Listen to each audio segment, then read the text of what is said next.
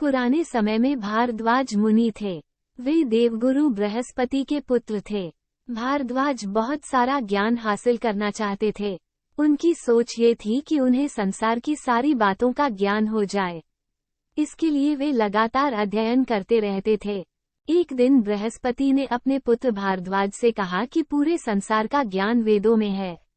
अगर तुम वेद पढ़ लोगे तो समझ लो कि तुमने पूरा ज्ञान हासिल कर लिया है। पिता की बात मानकर भारद्वाज वेद पढ़ने लगे।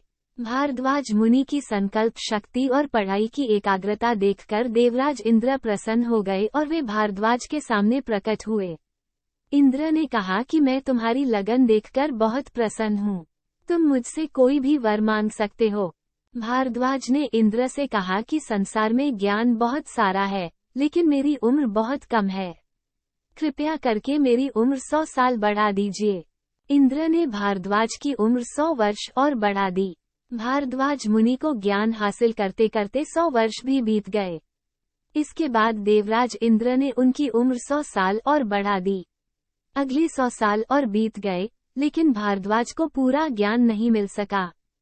जब अगले 100 भी बीत गए, तब इंद्र भारद्वाज के सामने प्रकट हुए और बोले कि भारद्वाज, सामने 3 पहाड़ हैं।